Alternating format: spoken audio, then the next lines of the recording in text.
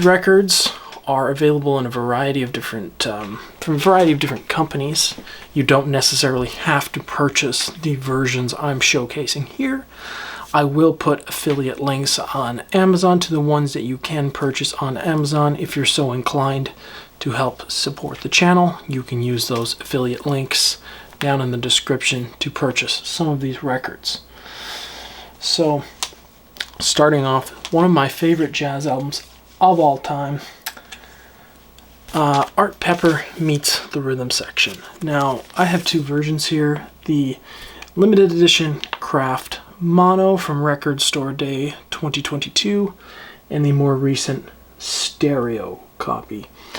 Now, this one was limited to, I think, 3,000. It's no longer available from retail stores. I'm not sure what the secondary market prices are, but you could consider it if you like mono records. Stereo, excellent, available at MSRP of, I think, around $35 for $40. Now, maybe if you're a beginner, you're not too sure the differences between mono and stereo. Well, in layman's terms, back when people didn't have stereo systems because they were quite expensive, people had one speaker, records had to be mastered, or more commonly, a big record console or a record with player with one built-in speaker, so everything had to be heard from one speaker. So a mono mix, everything comes through the one channel, whereas stereo, it's sort of split. Now this record stereo version has some hard panning in it, where you're going to get some instruments on the hard left channel, some on the hard right. So keep that in mind. If you're not a fan of hard panning, the mono might be more for you. I personally prefer the mono pressing. This particular mono has a yellow Contemporary Records label. Art Pepper meets the Rhythm Section. Excellent record with some really fantastic songs on here. The first track, You'd Be So Nice to Come Home To, just really kicks into a nice swing, a nice groove. Really good tenor saxophone playing by, alto sax playing by Art Pepper. And a great lineup on here. Red Garland on piano, Paul Chambers on bass, who played on some very famous record, and one of the greatest jazz drummers of all time, Philly Joe Jones. Now, if you're a beginner, you may not know who those people are, but I'm sure if you hear them and the more music you hear from them, the more you'll grow to like their styles, their playing, and records they played on. Now, I do keep these in shrink. Some people don't, but I like keeping those hype stickers nice and intact there. So, moving on to the next record, another one of my favorite jazz records ever made, and that is The Blues and the Abstract Truth by Oliver Nelson. Excellent lineup of players on here. Bill Evans, Roy Haynes, Eric Dolphy, Oliver Nelson, Paul Chambers, again on bass, and Freddie Hubbard. This is part of the Acoustic Sounds Impulse, I believe their 70th anniversary. Such a faithful, cool recreation of the cover, the original's cover. That nice glossy finish. The New Wave of Jazz is on Impulse. Gorgeous gatefold. Really, really cool record. Such a nice album to listen to. It's way ahead of its time, in my opinion, musically. And I believe this is even mastering engineer Bernie Grundman, his favorite jazz recording. This is Kevin Gray's favorite jazz recording, I believe. He said in a video, which I can put in the description box. Comes on that burnt orange Impulse label. Stolen Moments, Hoedown, Cascades, Butch and Butch, Teeny's Blues, killer music all around. Such a fantastic recording, and this version has been out for quite a while. Should be still available. It's mastered from the analog tapes, if that's your thing, and I highly recommend this particular pressing. Next up, another record that you can sort of just mellow out to and enjoy. We Get Requests by the Oscar Peterson Trio from the Acoustic Sounds Verve series. This is the 33 RPM version. Just a killer record by Oscar Peterson. Such amazing music on here. On that black Verve label. Unbelievable sounding. It's a great sort of like recorded in sort of like a lounge scenario, so it's there's some reverb on there. It is a phenomenal recording. There's also a 45 RPM available from Acoustic Sounds, which is more expensive, obviously, but this is the more affordable of the two, and if you're not a fan of 45 RPM, 33 would be the way to go. I don't have the 45, so I can't tell you which one is better, but for all intents and purposes, this should be a go-to copy for many. Just excellent music on this particular record, and I'd classify this as a demo disc for sure. If you want to test out new components, it's a great recording, great music. And it's a trio, not a quintet or a quartet, so the arrangements are simpler. They're easier to sort of, get your head around. No one's trying to reinvent the wheel with this recording. It's just a nice, easy listen. Now, next up, many consider this the greatest jazz album of all time, and I'm inclined to agree. It's personally, I think, the greatest jazz recording ever made. Certainly one of the greatest albums ever made, and that is Miles Davis' Kind of Blue. This is the ultra high quality record from Analog Productions. Now, you don't have to purchase this version. There is Sony Legacy versions that are relatively cheap, like $25, $30, that you can get from Target, Amazon, and mono versions. Obviously, there's gray market like DOL, Wax Time. Don't bother with those. That's usually just CDs pressed to vinyl. This particular version, I think, retails for $100 on Acoustic Sounds, so it's not a cheap reissue. Unfortunately, it is the best sounding version aside from an original stereo cut, in my opinion. This or the 45. There's a long story on how this was mixed and mastered. Basically, this is the last version to use the 3-track master tape. For whatever reason, Sony will not allow anyone to touch that tape anymore. But this is my go-to version currently, and I don't see that changing for the foreseeable future. MoFi has a version of this as well, but if you want to just keep it affordable, not as big of a hit to your wallet, those Sony Legacy versions are an excellent listen. And if you just want to hear the music, I highly recommend those. But if you listen to the album, whether you buy those versions, you stream it, you have a CD, any way you can listen to this album and you really enjoy it and you feel like spending $100, by all means, grab the UHQR. You will not be disappointed.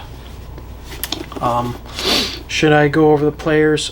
Cannonball Adderley, Paul Chambers, James Cobb, John Coltrane, Bill Evans, Wynton Kelly. Infamous record. Every song on here is just amazing. Blue and Green, Flamenco Sketches, All Blues.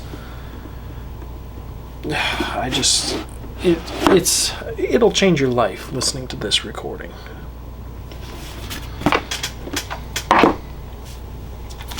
Next up, I have another excellent jazz record, which I have a couple versions myself, and then a Saxophone Colossus by Sonny Rollins. These are both mastered from analog tape. They are both mastered by Kevin Gray, I believe. This one is slightly better than this one. This one is also very good for a lot less. It's like $30, $25. I found this at a local record store. long before I had this version. If you're looking for this particular version, it usually has this, it comes in like a loose outer bag, I believe. It has this quality record pressings sticker, and it has this yellow hype sticker. 180 gram vinyl, lacquers cut by Kevin Gray from the original master tapes. Comes in a tip-on jacket. Now, there is minor differences. This is more faithful to the original. It's a deeper, sort of like a teal blue, whereas this is like a lighter sky blue almost. This uses a different catalog number. I'm not sure why it's PRS 0092 on the cover there, which would stand for Prestige Stereo, and this is just PRLP, which was the mono version. Now both of these are mono, so I'm not sure why this would use like a stereo catalog designation. This version here, both on the Prestige Fireworks label. This particular version, the label is like a deeper, darker yellow, almost like a gold.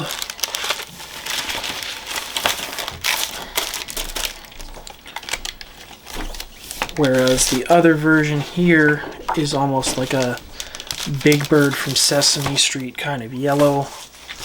It's very, it's a lot lighter. The type isn't as accurate.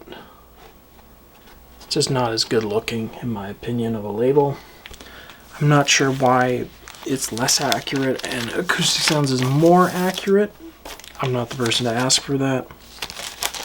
You'd think the label would have a more faithful reproduction, but both are excellent. Both have some excellent playing by Sonny Rollins at the top of his game, who is still alive and well at the in his 90s.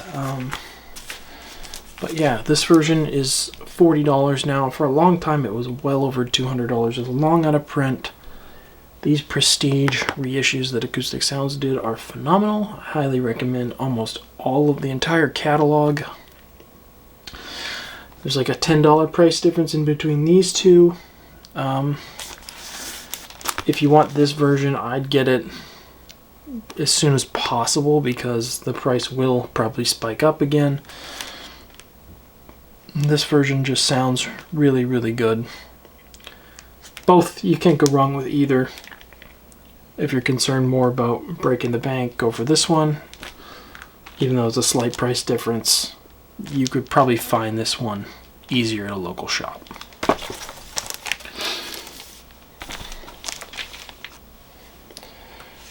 Now, next up, Chet Baker. Chet, this is my favorite Chet Baker record. This is the 2023 Record Store Store Day Mono Edition. This was, I believe, a limited run as well. Really, really awesome record. Love Chet Baker's trumpet playing. He has a very interesting story.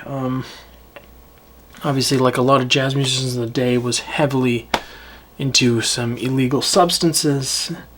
He eventually lost most of his teeth. I forget the story. I'm not sure if it was in a fight, but he essentially had to learn how to play the trumpet again with like no teeth. As gnarly as that is. Now, this is one of his greatest recordings. He doesn't sing on this particular record. His singing, I know, is not for everyone. Records like Chet Baker Sings and Chet Baker Sings for You, I wouldn't recommend those to a beginner. But this is just some excellent chill jazz playing from the there's obviously the stereo version will be easier to get and probably on Amazon as well for about $30 or maybe $40 now. It comes on that blue Riverside mono label and a nice tip-on jacket. It has a craft designated catalog number CR00593, the lyrical trumpet of Chet Baker. Chet's best highly recommend this particular record. If you can't find a mono version, I think they might still be being restocked at some record stores. But yeah, great recording as well. Dave Brubeck's Time Out with that iconic artwork, which is just lovely to look at. And this is the Classic Records mastering, the metalwork from that. So if you have the Classic Records version, stick with that. It's on this Columbia 6i label, red. Now, you don't necessarily have to purchase the reissue of this album. I'm not sure about original 6i copies, but it was a very, very popular album for a lot of years that sold a lot of copies, so there may be Columbia 2Is or even the red and gold Columbia label that you can find for cheaper. This particular version retails for 40 USD. There's also a 45 RPM that has 2 discs that retails for 60 United States dollars. This is a phenomenal version. It'll be more than enough for many. 45 if you're a little more serious. My favorite song in here is Strange Meadowlark. The piano opening to that is just phenomenal sounding. And then the most famous song is obviously Take 5. Later pressings will have, it'll say featuring Take 5. So it'll be, because once the song popular, obviously they wanted to sell records. But this is a older stereo cover versus the reissue will have this kind of cover. Picture, obviously the color's a lot different on here. That may have just faded with over time, and the cropping is different as well. Interestingly enough, this isn't a stereo version. This is an original 6i mono pressing Canadian. Excellent sounding as well, but yeah, if you're there's a lot of great versions. Any will really suffice. I believe there's also a Sony Legacy version of it that is digital. But yeah, just a really cool West Coast jazz album that one of the most influential of all time. Last but not least, this was a hard choice for me because there's so many records I could recommend, but I picked Kenny Dorham, Quiet Kenny on the Maroon New Jazz label. This is a Analog Productions Prestige series. This is the mono, or sorry, this is a stereo version. There was a Record Store Day mono released a couple years ago, which is, I think, quite expensive nowadays, but nevertheless, the main point stays similar across all these releases, and that is any version will really suffice that you can find on wax, as long as it's not from a gray market label that just sort of is sketchy with the sourcing. But I highly recommend this particular version from the Analog Productions Prestige series. There was an ERC version, several hundreds of dollars, but this is a really just awesome record. Kenny Dorham, some of the finest trumpet playing around. I highly recommend this record as well. One of my favorites to listen to. Like, comment, and subscribe. Helps the channel be seen by more eyes. Helps us get in more people's recommended feeds, and will help the channel grow. Thank you so much, and I will see you next time.